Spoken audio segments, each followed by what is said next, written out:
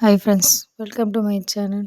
நம்ம பார்த்திங்கன்னா 2 மாத மல்லி செடிக்கு உரம் கொடுக்கலாமா வேண்டாமாங்கிறத பற்றி தான் இப்போ ஃபுல் டீட்டெயிலாக இந்த வீடியோவில் நம்ம பார்க்க போகிறோம். ஓகேங்களா? நிறைய வகையான உரங்கள் இருக்குது. டிஏபி, காம்ப்ளெக்ஸ், என்பிகே ஆல் 16 என்று நிறைய உரம் இருக்குது. அதில் நம்ம சூஸ் பண்ணது என்னென்னா என்பிகே ஆல் 16 உரம் தான் யூஸ் பண்ணியிருக்கோம். ஓகேங்களா? அதில் என்பிகேனா என்னென்னு பார்த்தீங்கன்னா, என்னா நைட்ரஜன், பீனா பாஸ்பரஸ், கேனா பொட்டாஸ். ஓகேங்களா? இதனுடைய அளவு வந்து பார்த்திங்கன்னா இதில் எவ்வளோ இருக்குதுன்னு சொல்லிட்டு பார்ப்போம். நைட்ரஜன் வந்து பார்த்திங்கன்னா 16% இருக்குது. பாஸ்பரஸ் வந்து பார்த்திங்கன்னா 16% இருக்குது. பொட்டாஸ் பார்த்திங்கன்னா 16% இருக்குது. ஓகேங்களா? அதுக்கப்புறம் பார்த்திங்கன்னா இந்த உரத்தோட கூட என்பிகே உரத்தோட கூட யூரியாவும் நாங்கள் வந்து கலந்து போட்டிருக்கோம். யூரியா பார்த்திங்கன்னா 16% ஹைட்ரஜன் இருக்குது. ஓகேங்களா? இதை வந்து நம்ம இந்த 2 உரத்தையும் கலந்து ஒவ்வொரு செடிக்கும் 2 கிராம் அப்படி இல்லைனா 3 கிராம் விதத்தில் நம்ம வந்து போடலாங்க. ஓகேங்களா? கன்ஃபியூஸ்ட் ஆகவே ஆகாதீங்க.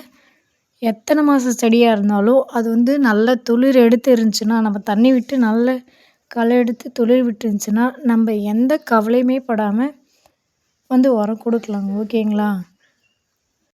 நிறைய பேர் வந்து பார்த்திங்கன்னா பயந்துக்கிட்டு வந்து இந்த உரம் கொடுக்காமலே ஒரு 3 மாதம் 4 மாதம் வளர்ப்பாங்க. ஓகேங்களா? அந்த மாதிரி வளர்த்திங்கன்னா பார்த்திங்கன்னா செடியோட துளிர் வந்து வளர்ச்சி வந்து அதிகமாக இருக்காதுங்க. ஓகேங்களா? பயப்படாதீங்க. எத்தனை மாத செடியாக இருந்தாலும் நம்ம வந்து உரம் வந்து கொடுக்கலாம். அது வந்து பார்த்திங்கன்னா அளவு நல்லா வளர்ந்த செடிக்கு வந்து கொஞ்சம் அளவு அதிகமாகும். கொஞ்சம் சின்னதாக இருக்க செடிக்கு வந்து கொஞ்சம் கம்மியாகவும் கொடுக்கலாம். ஓகேங்களா?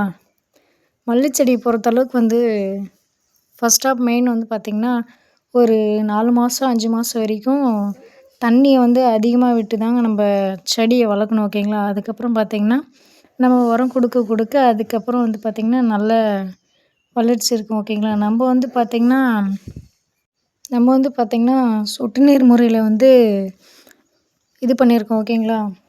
நடவு பண்ணியிருக்கோம். நம்ம பார்த்திங்கன்னா நம்ம ஏரியா சைடில் வந்து தண்ணீர் பற்றாக்குறை வந்து அதிகமாகிறதுனால நம்ம வந்து சொட்டு நீர் மூலயமா பயிர் பண்ணியிருக்கோம். ஓகேங்களா? அது வந்து பார்த்திங்கன்னா இப்போதைக்கு நம்ம வந்து செடிக்கு வந்து உரமாக கரைச்சி விடாமல் நம்ம வந்து இப்போ அப்படியே தான் போட்டிருக்கோம். ஓகேங்களா? அது வந்து பார்த்திங்கன்னா இப்போ போட்டிருக்கோம். இன்றைக்கி போட்டிருக்கோம். நாளைக்கு வந்து இன்னும் ஒரு 1 வீக் கழித்து பார்த்தோம்னா அதனுடைய ரிசல்ட் என்ன அப்படிங்கிறது வந்து நமக்கு தெரிய ஆரம்பிச்சிடும். ஓகேவா? நம்ம வந்து செடி வைக்கணும் அப்படின்னு விருப்பப்பட்டோம்னா 1 இயர் செடிக்கு மேலே தான் வந்து நம்ம வந்து பூச்செடி வாங்கி வைக்கணும். ஏன்னா அதுதான் வந்து நமக்கு பார்த்திங்கன்னா ரொம்ப தடமாகவும் நிறைய கன்று வந்து எந்த கன்றுமே டேமேஜ் ஆகாமல் நமக்கு துளிர் வர்றதுக்கும் ரொம்ப யூஸ்ஃபுல்லாக இருக்கும். ஓகேங்களா? நம்ம வந்து ராமேஸ்வரத்தில் இருந்து தான் மல்லி செடி வந்து வாங்கி வைக்கணும். ஓகேங்களா? நம்ம வந்து எல்லோரும் நினச்சிட்ருப்போம் மதுரை மல்லி அப்படின்னு சொல்லிட்டு நினச்சிட்ருப்போம்.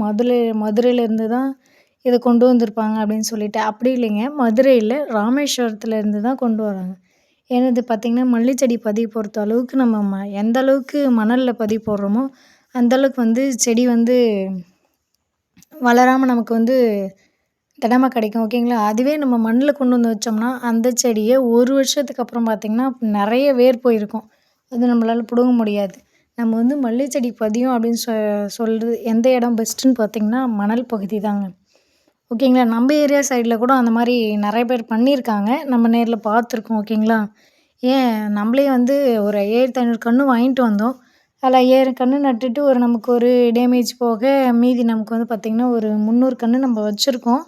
அது மணலில் தான் வச்சுருக்கோம். அது வந்து பார்த்திங்கன்னா நல்லாவே துளிர் எடுத்துருக்குங்க. ஓகேங்களா?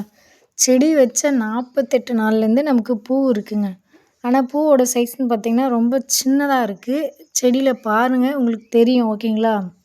அது என்ன காரணம்னா இப்போ வந்து செடி வந்து ரொம்ப துளிர் எடுத்து ஃபஸ்ட்டு எப்பயுமே செடிக்கு போதுமான சத்து தான் நமக்கு வந்து எடுத்துக்கிட்டு அதுக்கப்புறம் தான் அந்த பூவுக்கு சத்து கொடுக்கும். ஓகேங்களா? நம்ம கொடுக்குற சத்து வந்து பார்த்திங்கன்னா செடிக்கே போதுமானதாக இருக்கும் இப்போதைக்கு. அதனால தான் நம்ம வந்து இப்போ என்ன பண்ண போகிறோம்னா உரம் கொடுக்கறது மூலிமா வந்து செடியோட வளர்ச்சியும் அதிகப்படுத்துகிறோம். அதுக்கு பூ வருது பார்த்திங்களா? அந்த பூவோட அளவையும் நம்ம வந்து அதிகப்படுத்துகிறோம். ஓகேங்களா? இனிமேல் பார்த்திங்கன்னா நம்ம சேனலில் அடுத்தடுத்த வீடியோவாக மல்லி செடி பராமரிப்பு பற்றி நம்ம சேனல்லேருந்து வீடியோ ஒன்று ஒன்றா வந்துகிட்டே இருக்கும். ஓகேங்களா? நமக்கு வந்து ஆதரவு கொடுங்க. இல்லை நீங்கள் பண்ணுற விவசாயம் வந்து பிடிக்கல அப்படின்னா கமெண்ட் பண்ணுங்கள். நீங்கள் வந்து இந்தந்த மாதிரி மாற்றிக்கோங்க. இந்த உரம் தான் கொடுக்கணும், இந்த மருந்து தான் அடிக்கணும், இந்த டைமிங்கில் தான் தண்ணி விடணும் அப்படின்னு சொல்லி உங்களுக்கு தோணுச்சுன்னா கமெண்ட் பண்ணுங்கள். நாங்கள் அதுபோல் வந்து மாற்றிக்கிறோம். ஓகேங்களா? துளிர் வந்து செடியில் நல்லாவே இருக்குது. ஓகேங்களா? ராமேஸ்வரத்துலேருந்து மல்லி வாங்கிட்டு வந்து வச்சுருக்கோம். அது வந்து பார்த்திங்கன்னா 3க்கு 3ன்ற ரேஷியோவில் 4 செடி அப்படி இல்லைனா 5 செடி வச்சுருக்கோம். ஓகேங்களா? நம்ம வந்து முன்ன ஒரு 500 செடி வச்சுருக்கோம். அது வந்து பார்த்திங்கன்னா நமக்கு அளவு தெரியாமல் 4க்கு 4ன்ற கேப்பில் 4 செடி தான் வச்சுருக்கோம். ஓகேங்களா? அது வந்து தோட்டம் மேலே இருக்குது. அது வந்து பார்த்திங்கன்னா நமக்கு அந்த ஸ்பேஸ் எல்லாம் கொஞ்சம் நிறைய வேஸ்ட்டாக போகுது அப்படின்றதுனால நம்ம வந்து ஃபஸ்ட்டு வெங்காயம் வந்து பண்ணி வந்து ஹார்வெஸ்ட் பண்ணி எடுத்துட்டோம். அந்த செடி வச்சு பார்த்திங்கன்னா ஒரு 4 மாதம் ஆகுது. அது வந்து நான் உங்களுக்கு அடுத்த வீடியோவாக அப்டேட் பண்ணுறேன். ஓகேங்களா? அப்படி இல்லைனா முன்னாடி வீடியோவில் கொடுத்துருக்கேன். நம்ம சேனலில் போயிட்டு பாருங்கள், தெரியும். ஓகேங்களா? இப்போ வந்து அந்த செடி வந்து நம்ம ரொம்ப அகலமாக 4க்கு 4ன்ற கேப்பில் வச்சதுனால நம்ம வந்து பார்த்திங்கன்னா இப்போது பாருங்கள், வீடியோவில் உங்களுக்கு தெரியும் நம்ம எந்த அளவுக்கு கேப் விட்டு வச்சுருக்கேன் அப்படின்றது சொல்லியிருப்பேன். பார்த்திங்கன்னா அது நம்ம என்ன பண்ண போகிறோம்னா, இப்போ அந்த இடத்த நம்ம திரும்பவும் வேஸ்ட் பண்ணாமல் ஏற்கனவே வெங்காயம் வச்சு நம்ம ஹார்வெஸ்ட் பண்ணி முடிச்சிட்டோம்.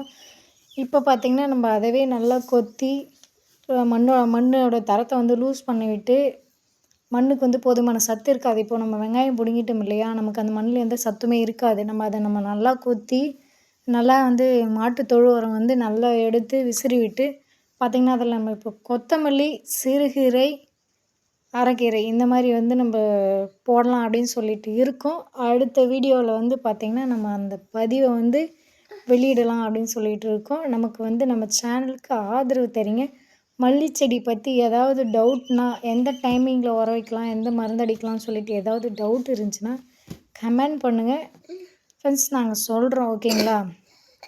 நம்ம சேனலுக்கு சப்போர்ட் பண்ணுங்கள். ஓகே, தேங்க்யூ, பாய் பாய்.